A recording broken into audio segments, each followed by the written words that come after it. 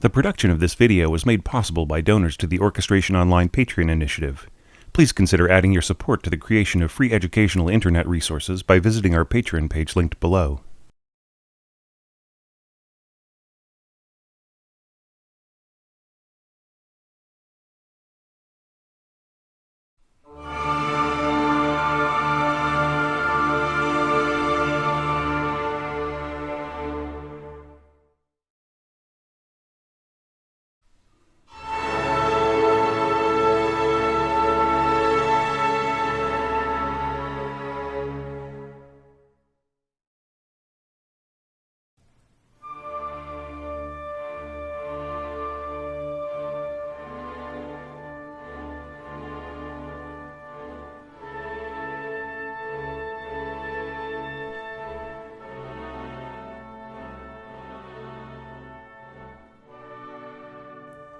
Hey there, this is your orchestration tutor with your orchestration tutor's cat. And I'm going to give you one more lesson today, last day of March 2017, all about tutti chords. I've already done a video on tutti chords. Now this one is going to be about minor tutti chords. Okay, so this is going to be a bit off the cuff. Just like the last lesson, which was taken from one of my online masterclasses on Patreon. Yeah, I'm just going to talk through some of this, and this time I've got my screen cap going so I can use my mouse pointer to point things out with a nice little circle around it. So it's easier to, really focus in on different bits and pieces that I want you to look at. Aside from all the obvious diagramming that I've done already. Let's listen to this chord one more time that I used to start this this particular lesson with. So I would say that this is a very operatic kind of scoring. Not too different from symphonic scoring of the day, but definitely darker, more dramatic, and with more of a tendency to perhaps sit on certain dramatic elements that musically, like big minor chords. Actually, playing a big minor chord for its own sake is somewhat rare. A little rarer than you might think. If you were a humble orchestration teacher like myself and just trying to find different examples, it's not the easiest thing to say, okay, well, here is a big minor chord just being played for the sake of being a big minor chord. Usually minor chords kind of go in and out, or they're the essence, there might be the essence of a minor, minor harmony, minor tonic harmony in a piece, like say Night on the Bald Mountain by Mussorgsky. And, there might not actually be any minor chords just played straight for their own sake, just as a nice big long chord, though there might be many instances of minor harmony being played, but it doesn't, have the same kind of potency as this simple Mozart example, which I'm going to start because it's the earliest one historically, and it's also a very good example of how things like this were scored. You're seeing some elements here that I pointed out in Wagner and, later people who scored the big fat the huge chords with huge orchestration. They would tend to just have the strings playing octaves for the most part. Now here, if you'll remember from looking at the score, there's actually like a triple D octave being played here. Of course, this the triple stop is let go of immediately, and then Mozart just hangs on to this D octave in the first violin.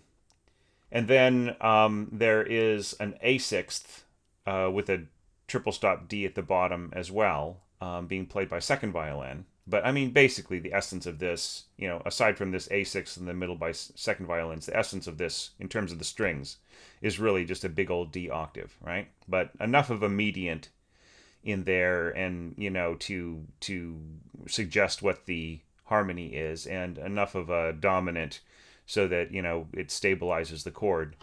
There was actually an interesting discussion started by somebody who's very experienced with film scoring, who was kind of seeming to suggest that you don't really need to put a mediant into big string octaves because the sense of major is inherent in the chord, and that's sort of true. But I mean, you'll find even with kind of the biggest strings, there is really kind of there has to be something that directs your attention, the attention of your ear towards the essence of major or minor in a chord, or diminished or whatever. Yeah, so that's the strings, and of course timpani just holding down the tonic, and we've got a little bit of doubling here with the bassoons on the same note. Now notice that Mozart isn't making them play a big old octave. He'd rather have the sound right here along with the timpani and the cellos. And he's got horns and trumpets, right? So this is actually a massive note, this D in the middle, being doubled by violas.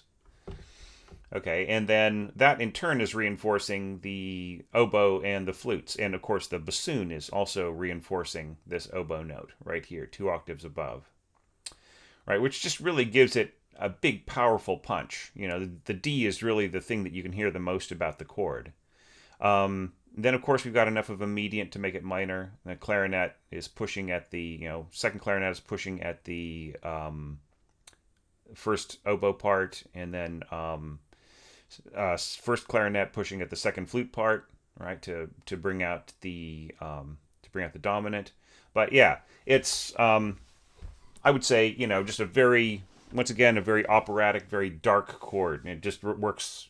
It just would be incredible. I mean, this level of massive scoring was actually something that was just kind of starting to be cultivated. It's just really kind of sets the tone for the entire opera, right? I'm not saying that nobody else had ever tried anything like this before. There are some other examples, but at the time there was the Italian opera influences of Mozart, and there were the German opera influences of Gluck, who, by the way, interesting side note about Amadeus, Mozart is actually the rebel for bringing Italian influences into the Viennese court, and the Italians who are in the Viennese court composing, who are the conservatives, are actually followers of Gluck. So there's kind of a backwards there. When Mozart says, this should be German or whatever, that's just, that is just people writing script stuff.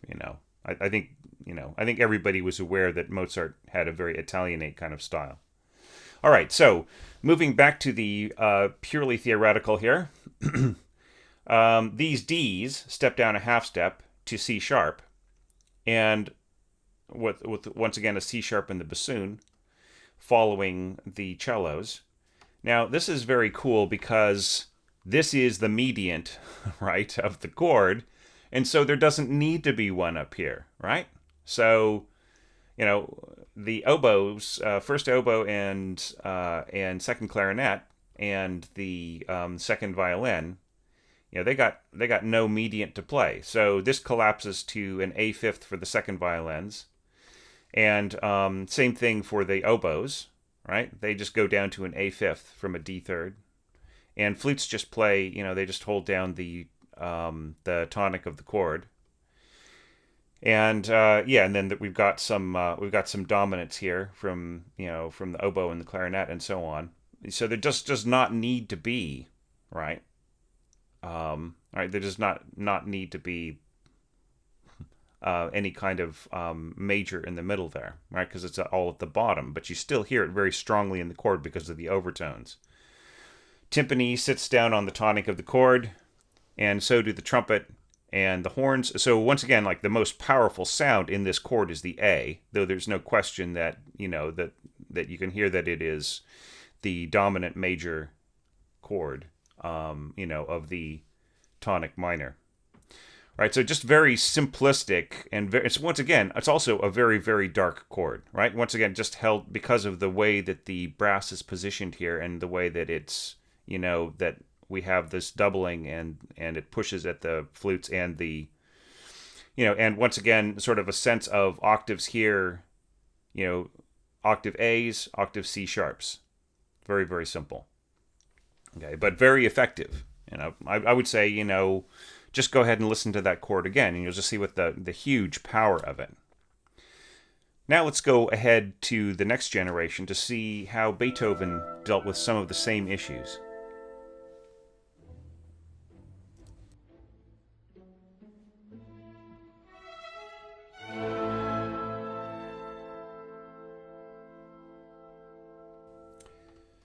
So our next chord to study is from Beethoven's 7th Symphony, Movement 2. And it's just this beautiful, lovely chord here, which begins and finishes the second movement. It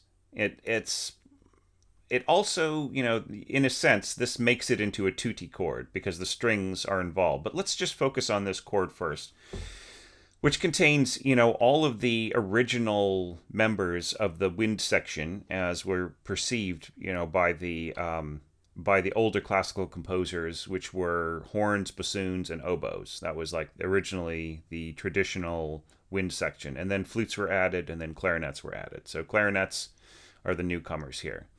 But just putting all of those things together, once again, we have the sense of darkness, right? Just kind of like the dark, rich character. And I just feel like this statement at the beginning and end is part of Beethoven's sense of innovation, in orchestration. I feel he was just a wonderful innovator, and this is another example of that.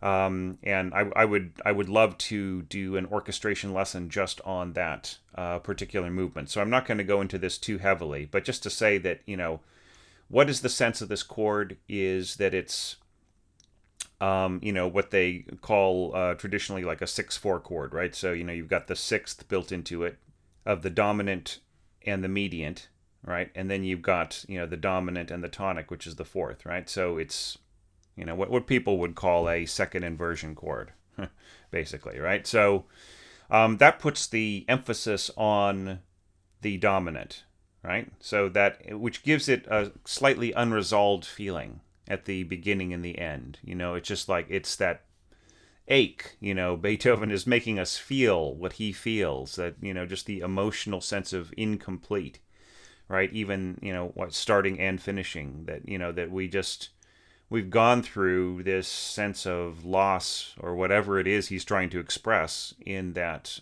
movement. We've gone through the entire journey with him, and it ends the way that it began. There is definitely, you can say a lot too much about Beethoven. You can sort of put words into his head, put meanings into his work. So I don't want to do that here. But I just feel like, that if there is an emotional meaning, that it is tied up in this opening and closing chord. So that means that, like, first oboe, which is the thing that you hear the strongest, is being reinforced by the overtones from the horn below. And that just makes a very beautiful, bright sound on that note. Bassoons in A thirds, beautiful enclosure by the horns, by the way. This is textbook stuff. This is right out of Rimsky-Korsakov, his chapter on harmony. And that's being, echoed by, a second oboe, first clarinet. Not quite as important, but still part of the chord. Once again, we're seeing, the tendency to sort of stack harmony pretty closely in chords like this, just as Mozart did with that Don Giovanni chord.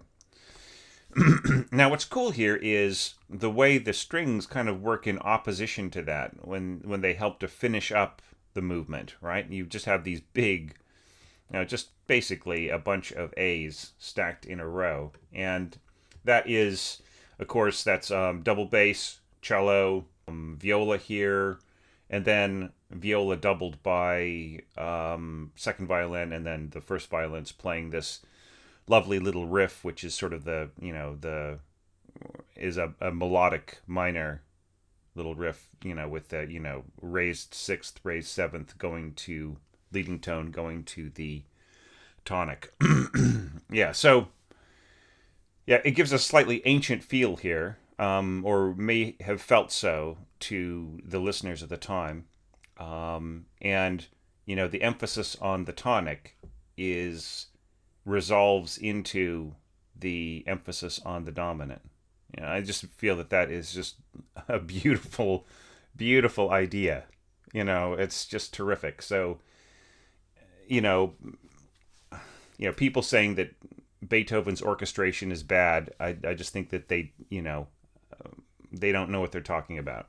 And just a quick aside, I realize that I've done an entire video on this called Defending Beethoven, kind of taking issue with some careless statements by Bernstein. And look, I don't blame him for saying what he said. People have this idea that I'm anti-Bernstein. That's completely not right. I understand what he's trying to say, and I sort of agree with the ultimate conclusion of his argument. And even though I completely deconstruct it and debate it and everything else, and refute it, but yeah, I agree that with a lot of points, but I do not agree that Beethoven was a bad orchestrator.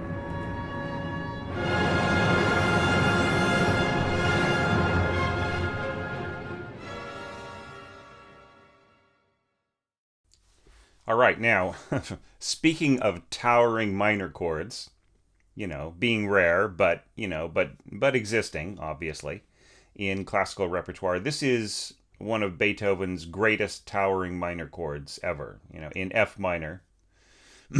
From the storm section, is sort of the thunder rumbling and the lightning flashing in the storm movement of his Sixth Symphony, his Pastoral Symphony.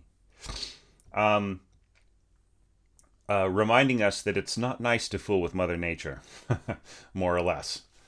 Now, I've provided an alternate chord. I'm trying to do that in this lesson to kind of show where things are going, because minor is, not a static state. It leads somewhere, or it comes from somewhere. In this case, it's coming from an F minor chord to a G diminished chord. A beautiful chord progression there. So let's start with the strings. So, once again, there is a big old octave in the bottom, and here's our sense of octaves. Octaves F, F, F, F.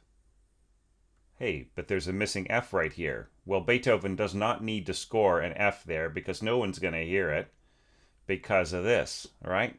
The way he is stacked so much on that F. So that doesn't matter. It just means that there's going to be more weight on the top, whether it's a flute or the first violin, right? It's going to be really pushing on that. And this is slightly cheating, because if you look at the original score, there are some, just like the very first note before it goes to a bunch of 16th notes is just basically like, one low F here in the violas, going up to an A flat sixth for the divisi for the upper violas, and then same thing for the second violins. They're playing one low F and then going up to a C sixth with an A flat, right? So we've got our minor mediant right there, the A flat, right? So the strings are doing a bit of that, but they're mostly doing the F octave, right? And they've got a little dominant C in there for stability. But it's, just pretty much, pretty much just pow. These are, I feel almost like this is like mostly power chords, right? Not like a rhythm section or a rhythm guitar for a heavy metal band, but maybe so in a textural way, depending on how the guitarist has got his amp and his effects going. Now here's our big timpani roll at the bottom on just on the tonic, very basic. Now same thing. What's happening here is the brass are holding down that tonic there. So this is doubling the viola. This is doubling the second violins. And then the trumpets, of course, are just dominating right here. They are just taking over the F right there, as I said before. But that doesn't mean that we can't put the second flute there and the first flute there. I mean, this is if I were scoring this, I am definitely not Beethoven. If I were scoring this, I would actually put the second flute up here on the top, right? So, Beethoven doesn't always make decisions that work with modern instruments. This might sound better on period instruments, right? If you got wooden flutes and you've got natural trumpets playing that might turn out a little bit better. Might give you an interesting tone color. But, and he might have felt that the flute would be strong enough. But, from the modern orchestrator standpoint, doubling this F here on the flutes and then, having them both double the high F on that is chugging away here in 16th notes, that might make more sense to us today. That might be a change that a conductor might make to a score. People do that all the time to kind of, they mess around with it a little bit. Quite a bit more weight on the mediant than you might expect, from us saying that, just need a little bit. We've got second oboe and first clarinet. That's probably weighty enough, but he's also got the I should say first clarinet and second clarinet here. And then, of course, second bassoon down here, which is, once again, an enclosure, right? Sorry, I kind of scored this a little weird, but this is an enclosure, a bit like the previous example that we saw in the 7th Symphony. Now, what I find interesting here is his use of clarinets and octaves, and he does it again here, right? So octave scoring for clarinets is very penetrating, just really has an intense sound. So, and clarinets, of course, are sort of like little, the term kind of means like little trumpet. So it is, in a sense, scoring the clarinets as if they were little trumpets, in octaves, sort of the way that, in octaves or unisons, the way that we see it here. And then here's an octave for the trumpets with unisons and the horns. Right? So, so Beethoven is just kind of going with a certain character of the instrument, right, that we see. So that just means, octave flutes, octave clarinets, and then oboes tying them together here, and the oboes being 2 octaves above the bassoons. Remember, we've talked before about bassoons reinforcing things that are 2 octaves higher. So this makes perfect sense. So once again, Beethoven had greatness as an orchestrator. He wasn't an oaf. He wasn't incompetent. He was dealing with the instruments that he had at the time. And when the instruments changed, his hearing started to go away. So, you just kind of have to know all of these different things before you make a judgment on Beethoven. Now here, it goes to G. A concert timpanist today might actually be able to put a rolling G on the, just basically change their pedal up to a G in order to roll on this. But I don't know of any conductor who would ask that. That would be sacrilege, probably. So I'm trying to mark the places where instruments that are used previously or used subsequently are dropped out. So octave Gs. Here's another example of that G, right? So we've got the root of that diminished chord, very, very much in evidence there, right? And then we've got the minor third here, right? And then we've got our, octave of our, our diminished 7th all the way up there. Okay, now here, once more, octave Gs, reinforcing the G, and notice we kind of don't need to put it up here because it sort of takes, if you push too hard on it, then you just really end up with like not feeling the sense of being diminished, at least with this particular orchestration strategy, right? But we've got our minor third, okay, and then our diminished 5th right here, right? That is very strongly scored, right? Right, and then we've got the oboe reinforcing the minor third, right? And then we've got the flute on the diminished seventh, and the clarinet, once again, playing octaves, as I said before, right? So this is just really a fascinating chord to me. It just is so fat and so rich. Once again, I just really feel Beethoven was doing something very fun and very special with his orchestration. Looking at this from a more modern perspective, one might consider whether or not the oboe was really needed to double the clarinet there, or whether, maybe having some instrument of some kind double the E here might make it a little bit more secure on this note. Same thing here. This E is a bit, it's a bit lonely down there, these two E's, but it does work. This is something where balancing, the kind of the conductor's job would have to kind of make sure that this wasn't too buried. But it does, like I said, it does work. It is a fascinating chord. Sometimes the relationships of the instruments to, within their family, it makes as much of a difference to the chord as the relationships of the families to each other. For instance, you've got this, right up here, you've got this, this sort of diminished third here, or minor third. It's a minor third.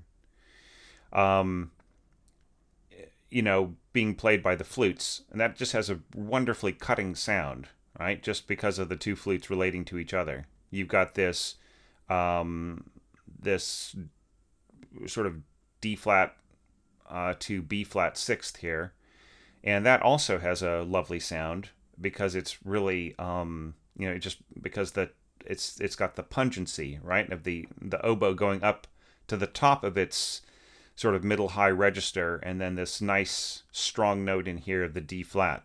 Right now, it is not being reinforced by the bassoons anymore, but it doesn't need to because we've got the octave clarinets. So, and then to reinforce this B flat, we've got this one down here, 2 octaves below. The trumpet can reinforce a bit in the same way as the bassoon, but not really with the same kind of elegant sound. So, yeah, I feel that this chord might have been scored in a couple of seconds, just like in Beethoven's mind, or he might have thought it out very, very carefully. But either way, it's just a wonderfully fun chord to me, right? If there is something to modernize, I would kind of wonder whether or not this were completely necessary, just the way that these middle strings are. But anyway, just a lovely, lovely chord, and just really an indication of its time.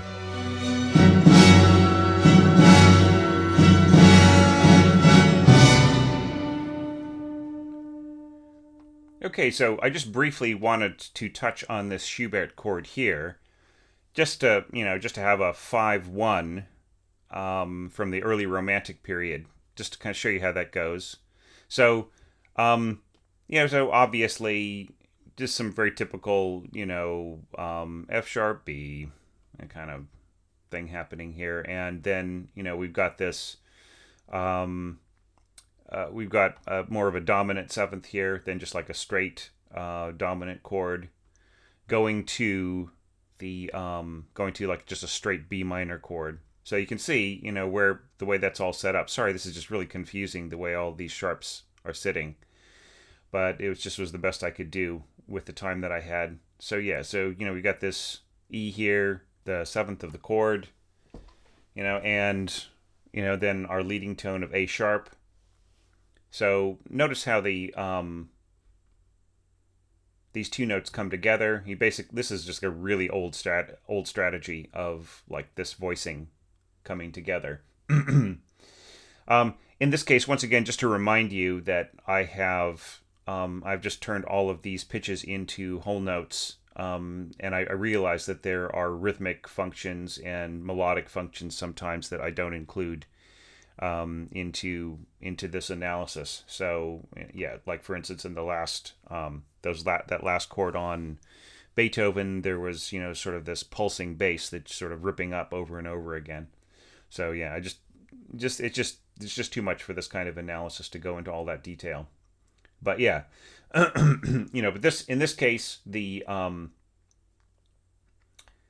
we've got our we got a C sharp sixth in the first violins, and E seconds, E to F sharp seconds, right? It's not like it's not an overlapped chord, where you've got your C sharp to F sharp and your E to A sharp, right? It's actually way better for the musicians to think of this as a as a sixth and this as a second. That just is going to, that's going to turn out more in tune. And then here, D third and D sixth. There's a slight error here. That this is actually supposed to be two Ds, not two F sharps. So sorry about that. So once again, that would be a good way of handling this. It could actually go up to F sharp as well, depending on how you jiggered all of these divises and everything else. But yeah, but either doubling on the D or doubling on the F sharp would be a pretty common way of resolving this kind of voicing, going from there to there. Okay, notice that the strings pick up a B octave in the way that this is all set up as well. So just you've got cello and viola sharing this, and of course timpani as well. And then they just go opposite directions. One up to B, the other one down to B, right here, and then you get this, which is fine. That gives us our B octaves all the way through, except for right here, right? And we just don't really need that note because we've got trumpet sitting on it, right? Schubert is he's a bit he's quite a bit more brute force than Beethoven in terms of his orchestration, but he had his moments. I feel that this is pretty well scored. Yeah, just once again, just very, very dramatic. In fact, I feel like the dominant chord is much better scored than the tonic that it's going to. I just really love the way that this is all set up. With the with the voicing like this, the flutes and clarinets and everything. That's just a really nice sound. And then the trumpets and the horns kind of at octaves with each other. That works out pretty good. Possibly the most risky part of the chord right there, I would say. But yeah, bassoons. See, like maybe with more experienced orchestration, the bassoons would be doing something to support the oboes a little bit more in terms of like a straight octave kind of a thing. But that might not really fit with the way that he wants to voice it. So yeah, and then clarinets right here give a nice tone to the rest of the chord. So it's all pretty standard, but I still feel it's a good example of what followed Beethoven. It would be cool to do this with Weber as well. I'm sure like his examples would be even better. Because he was to my mind, he was a better orchestrator than Schubert, or certainly more experienced with real orchestras. He worked with them as a conductor, even as a very young man. He was conducting in his late teens. Whereas Schubert, usually would get together with his friends, and they just whoever they could get to show up would play one of Schubert's symphonies. So that's quite a bit different. But I like this too, right here. The flutes in the B thirds, just this nice stack here. In this case, the bassoons are giving weight to the flutes. That's the sort of the 2-octave thing. So that is also very nice, strong scoring. How to improve this? Possibly to have the horns. I do like. There is something to be said for this. To have it sitting like this, but I almost feel like the B needs a little bit more weight. Even if the horns were playing the B third and the bassoons were playing like a B fifth or a D third, that might work out better. But then it might be too, just too much. They might be too parallel in terms of octaves. So it's a good compromise. It's a bit of a quandary of like getting from here to there. But there's more to say about this, but I don't want to spend too much time on it. But anyways, I just wanted to show you an example of kind of just a little bit more brute force, a little bit more common sense scoring, a little less art scoring, a little more practical scoring, but still by somebody who, had the potential to be a great orchestrator. I mean, I feel like if Schubert had just been around for another, 5-7 years, he might have been really one of the great orchestrators. But he just didn't have enough time.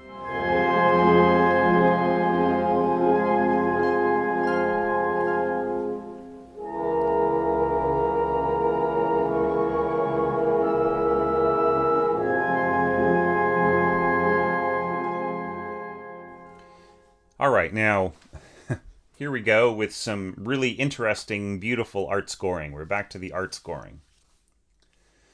Now, this is a chord that I picked out of the Romeo and Juliet Fantasy Overture, and we're going to do a couple more chords from this overture in just a minute.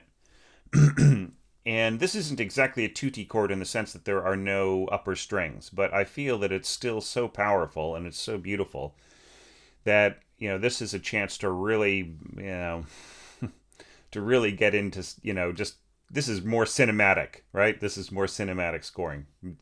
Tchaikovsky really is so borrowed from cinematically, and this is an idea that I've actually heard in a few scores. So here you got violas on their lowest note, and then double basses and cellos. Okay, and then that doubled by bassoon, and then English horn, right, is being used as kind of like a like a kind of a tenor bassoon, or a like an alto trombone playing octaves over the tenors. So it's the same kind of thing. Okay, I think it's just a lovely idea, and a place where the English horn can really go. I mean, note here that the English horn goes to like its lowest note there of concert E, which would be written B. Now, and here we've got the juicy middle of the chord is the horns playing a 6/4 octave chord, right? So 6/4 octave, right? Sort of second inversion octave chord. And this is for radiance, right? And what is it doing? Okay, first of all, you got these A flats, and they're pushing at these flute octaves so beautifully, so very beautifully.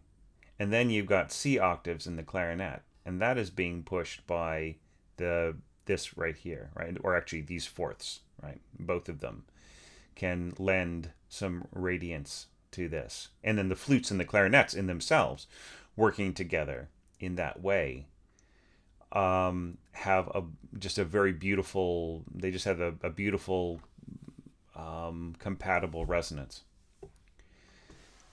So, where to go from here? It's just such a beautiful, radiant chord. It's just incredible, right? So here, D flat, which is actually just cellos. There's no, he could have doubled that by the violas, but he wants to sort of back off a little. This starts off mezzo forte, and then it decrescendos to just these two little octave Ds or D flats in double basses and cellos in the strings. So this is going to come in soft, much softer, and just this awesome chord here. It is just so lovely, the way that this all works out. Now this, of course, in the flutes anyways, is the first note of a little motive that goes, B flat, D flat, E natural, and then back up to A flat. All right. So, so here it's, it's, since everything is much softer, it's not that mezzo forte, there's not as much, there still is kind of a nice cool radiance going on right there. This B flat here is reinforcing this right here, but it's also complicating things. You'll notice that this is not as clear of a harmony in this sort of like softer dynamic and more complex. It doesn't have that same sense of just open radiance that this does. right? But it's a good place for Tchaikovsky to just kick off into the next, into what his next idea is going to be. This should have been scored as an E, I suppose. But it's just is all just like just doing too many transpositions and and having the groups of instruments or sections of instruments work together in comprehensive ways. This really is meant to be an F flat, right? But yeah, so anyways, but yeah, you've got the octave here, and by the way, English horn below horn. That is a wonderful idea, and it really changes the nature of what the English horn's timbre is all about, right? And yeah, it just is just really lovely. So you've got this octave here. You've got the A flat as a fifth with the D flat, and you've got the B flat reinforcing the clarinets and flutes. Yeah, it's just a terrifically gorgeous chord.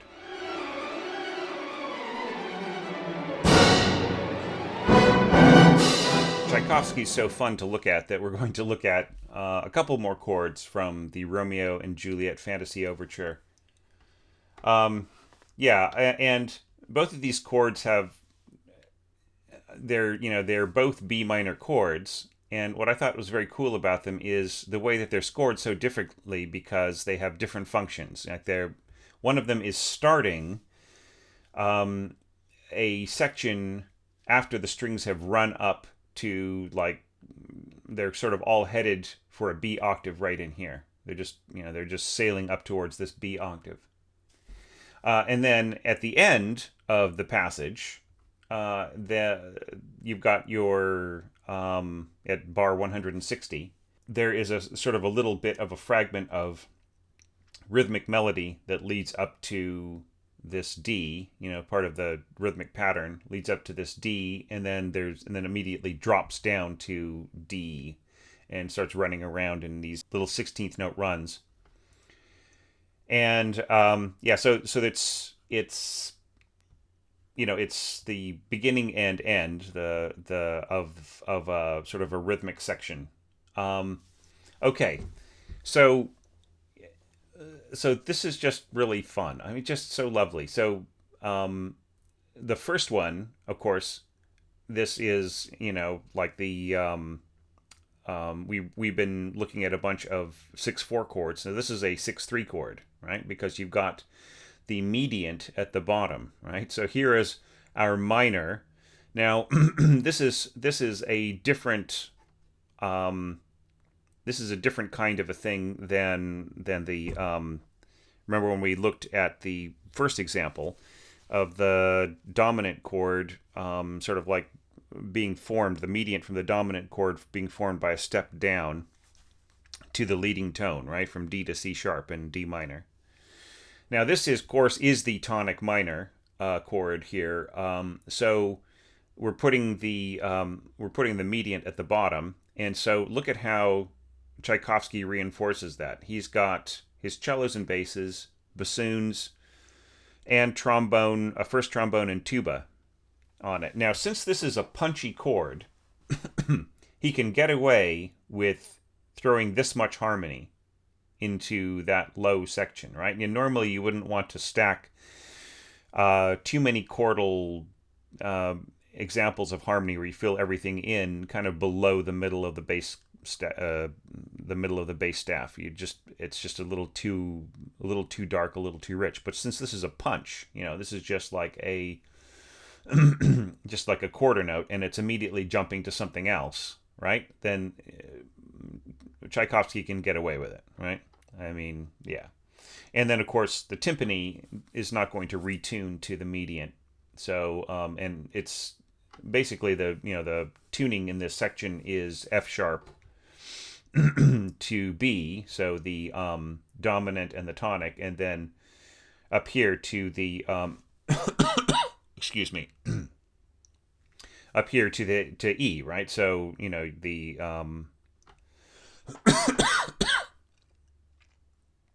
excuse me, the subdominant. So yeah, so it's there's just kind of, and there's no reason to, because this will sound through, and it doesn't really matter. Once again, exactly like before, the ear will, the unwary ear will think that this is just doubling the low, that low B. Sorry, that low D.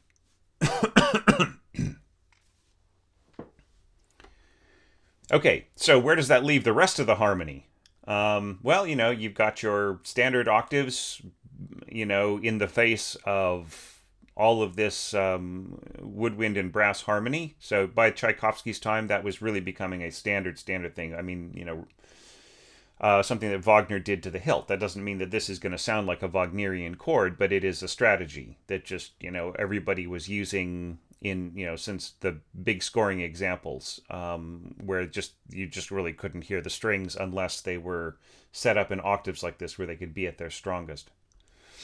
Okay, and then of course those are doubled by just everything. Look, you got doubled flutes and oboe. You've got second clarinet and English horn. You've got, trumpet and, third and first horn. So yeah, and then of course the second and fourth are doubling the viola. So it's just a very, very powerful, very, very powerful octave. And then he's got his dominant in there too. Being played by the second oboe, first clarinet, and second trumpet. So, some stabilization in there. This time the stabilization is they're not even bothering with the strings anymore. Stravinsky is just having the trumpet and clarinets and oboes do it. And then I guess you could think of this as stabilizing.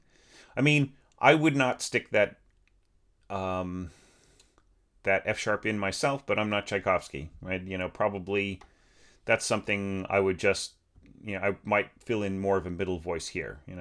I might actually put both like the B and the F sharp up there, right? That if I were scoring this, but that's just that is what I think is not really relevant, right?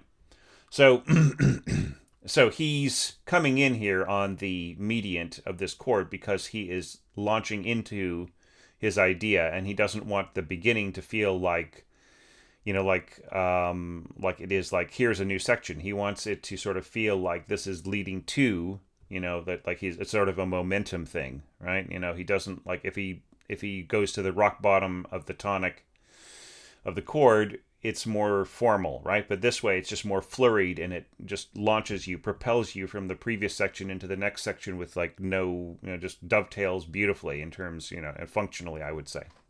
Now here, he's heading to another thing, and there definitely is a sense of punctuation of the phrasing here, right? So he's got a very, very strong tonic here. Interestingly enough, his cello and double bass are on the same note right here, and they go to when they go into the fast and furious patterns that follow, the double bass is playing right along with the cello, but it's leaving a few notes out, just to make things a little bit easier on the double bass player. And and then you've got this nice voicing here. I just really like this, putting the mediant on top kind of idea. That's all good, and it gets filled in, fleshed in by the clarinets and oboes doubling each other. This is something that Tchaikovsky was a textbook thing of Tchaikovsky's, is to double clarinets and oboes below a doubled flute on the same note as the top note as of the violins, right? So this is textbook, right? And the B octave here, being doubled at the bottom by the English horn, which in itself is being given a little bit of help from what's going on down here in the Bs. So yeah, so this is beautifully rich, wonderful. It doesn't even need the brass and to sound like a very full harmony, right? But I would say you still kind of do need this to fill it in, if you want it to be a more powerful chord, and of course in the context of what's happening there, of just these slamming chords. and this being a way of wrapping up the entire section that's come before, it makes perfect sense. You've got your trombones and octaves, the tuba doubling the bottom, horns on the same B octave, and then you got your B third here and the B thirds and the trombones there. This is also just wonderfully, to stack this in an octave rather than having it closely spaced. That's another lovely thing to do. After all, when you think about it, you don't really even need the dominant at all. I mean, here's the dominant for this entire chord, right?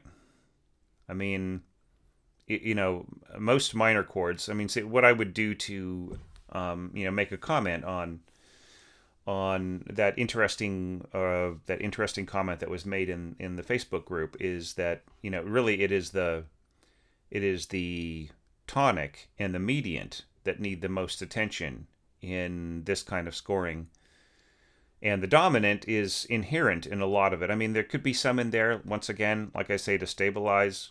It really does make it feel a little fuller, but it's not necessary.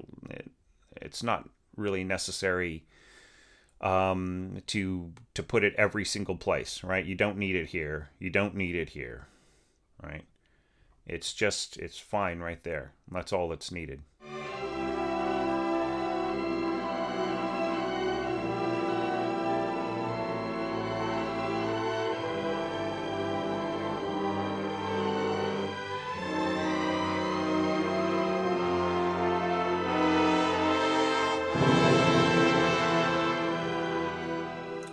Okay, so our last chord, we're starting to get into some levels of complexity here, and I figured this is a good place to stop, and also I haven't been doing that much Rachmaninoff, if at all, so, here is a chance to make up for that oversight, because he really has some great orchestration. One of these days I'm going to analyze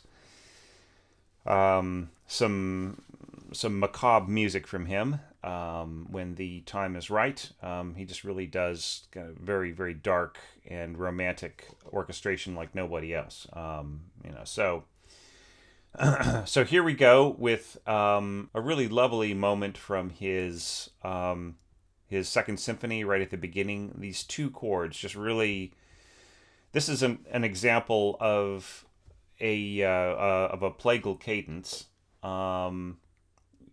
starting from a 6/4 chord going to and turning that 6/4 chord into the the bottom note into the root of the tonic minor of E minor, and there's more to it than just that, than just going A minor 6/4 to E minor. In its root position, and there's some lovely stuff in here. So let's get to it. So let's start off with the A minor chord, right? So you've got we're emphasizing that there is that this is rooted on E, and there's plenty of root here, right? We've got our double basses and cellos, timpani, second bassoon, and tuba and third trombone, right? So this is enough of a root here, right? And if that weren't, then you would have all of this reinforcement of the lower horns and the third trumpet and bass clarinet, all sitting on this E, right? So by golly, that E is really, really enforced, and it kind of does not need to exist anywhere else. But just in case, you didn't get it, here's another one, right? I think this is more of a stabilizing tone. I probably would score this as a C, but I'm not Rachmaninoff. Okay, but anyways, that's just sort of like just giving a voice to the overtones that are going to suggest this E. So that's cool. That's cool. And there's even some E's up here, and they're actually being played by two of the flutes. I kind of this bracket is a little unclear. But just to sort of if you remember what you saw in the score, which you probably don't, this is actually probably wasn't clear.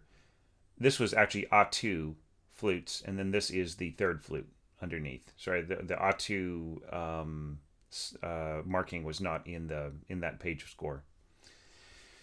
So yeah, so we've got our very strong octave E all the way through here, and what that does is it just really does fix the chord, to that false root, and it's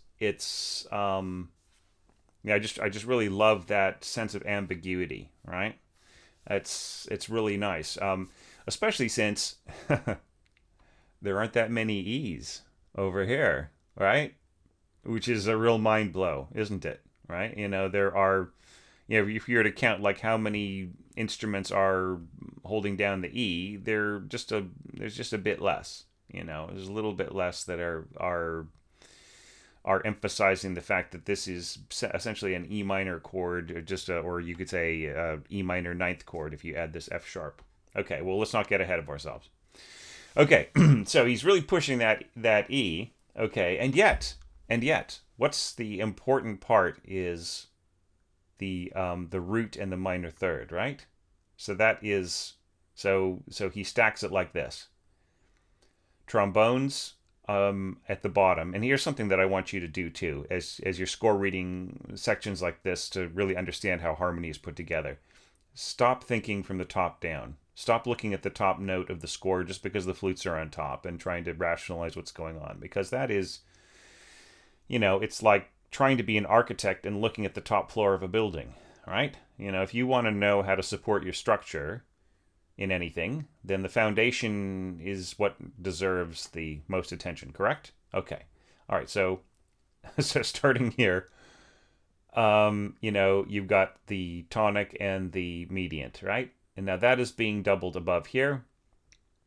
Trumpets and horns, which is a beautiful golden color. And if you add clarinet to that, then that is gorgeous. And then if you have, I think this is just so fun. If you've got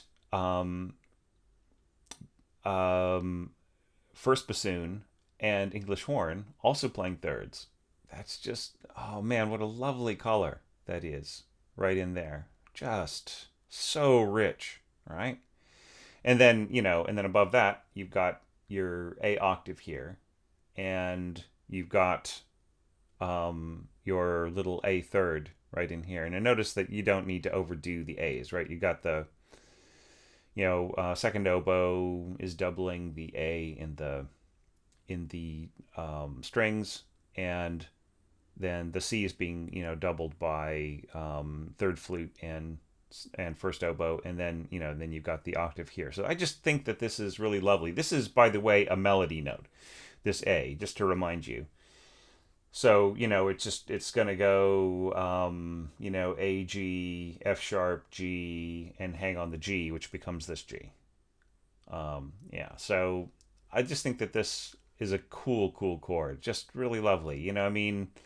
Rachmaninov, he really tried to be, the next step in a logical chain from the people around him. Especially the legacy of Tchaikovsky, and then of course there were just fantastic, there were fantastic people around him, when he was a young man, like Scriabin, Glazunov, and Rimsky-Korsakov, and so on. And so that also informed his language as an orchestrator. I'd say Rimsky-Korsakov probably less than Tchaikovsky and Scriabin and Glazunov, but still, I just really love this. And then where is he going from here? He's going to this E minor ninth chord, just throwing this F sharp in here, which, by the way, just is not doubled anywhere else, but is the sole note of the violas, and it just really completely works up there. I just think that is just a terrifically effective note. It's being played in thirds by this D, which is high cellos, right? It's just the cellos are just being pushed all the way to the top there. Down here, this is being played by double basses. Rachmaninov was completely unafraid to put his double basses into octaves and to free up his cellos and have them mess around up here. Unlike other orchestrators who might actually put the viola down here as a partner to the double bass in octaves, which also works great, to free the cello up. No, he just, freely puts that up there. No worries at all. And I think that makes this really, it just gives such a heightened color to that, to this D that, it really doesn't need that much doubling, does it? It just, there's nothing else going on there. Just the pressure of the note is pretty intense there. So it brings this out in a lovely way. And then, of course, you got your G octave here, which is part of the melody, okay? And that is being reinforced by this lovely stack of G's here, right? But let's kind of, once again, think foundationally. We're changing from just this kind of straight E octave here, right, which has got a little bit of minor third in the middle. This walks down here to a G third, and this turns into a B fifth from this octave, right? So we are a little bit understressing the sense of octave here and turning this into more of a rich, multivarious kind of a chord. Just not quite so focused on the note of E. And I think some of the de-emphasis has to do with helping this little, the 7th and the 9th stand out a little bit better. Just the, so the G third up here, supported very well, just the very same the way that the A third was, right? But it is kind of in some ways the top of the harmony, as opposed to here when the E was more in that role with the A around it, the melodic A around it, right? So it is kind of served to collapse things in a really elegant way, almost a seamless way, right? But once again, you've got the same thing, the G and the English horn. I didn't put a separate note in there for the English horn, but yeah, so English horn is playing the B. First bassoon is playing the lower note of the G third, and then clarinets are doubling that. Trumpets and horns, right? So once again, that really beautiful full tone and all of these notes on E. So the E still is in there, but it's not dominating this section just in terms of overtones. It's adding something. And I just love, once again, I love the idea of the bass clarinet being used as the patch-up man. I wish I could almost do like a whole, I could do a whole lesson like this where I talk about bass clarinet patching up things. Just serving as functions here and there. Doing like crossing over between low, being a little bit of a bridge between a melody that starts in low clarinets and maybe goes down to, say, trombones or bassoons or something like that, or something that just holds a single note, sort of like the Ravel that I just released a couple days ago. So yeah, but I mean, once again, study this on your own. Maybe have another listen to that Rachmaninoff, and when you get to something that sounds really beautiful in a score, don't be afraid to just stop the score and sit down at your piano or work it out in your head and just look and see what everybody is doing.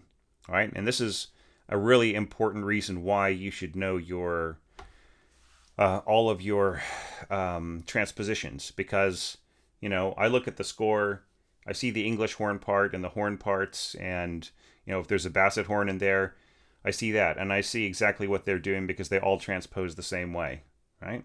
Now, things are a little tricky. I will say that I need to think a little bit more about things when there's, some of the stranger transpositions, like a B transposition or an E transposition. That's not quite as instinctive to me, but if it's natural horns or natural trumpets doing it, then it's a breeze. But, if it's some of these older some of these later period romantic scores have chromatic instruments that are playing in kind of strange tunings, like E trumpets. You know what I mean? which are chromatic, so it's not quite as obvious what pitches need to be. But all the same, whether I'm just completely getting it through context or whether I have to work it out, I still exercise that as much as I can, and it's something that you can do too. Just being able to look at a chord, a big chord like this, and see all of this in your head, right? And then you'll understand the functions and the reasons for the color much better than you do just by looking at it and one single note at a time. You can see this kind of breakdown, right? I hope that little lesson left more of an impression on you than it did on my cat over there. I'll see you soon for more tips, more lessons, and more content from Orchestration Online.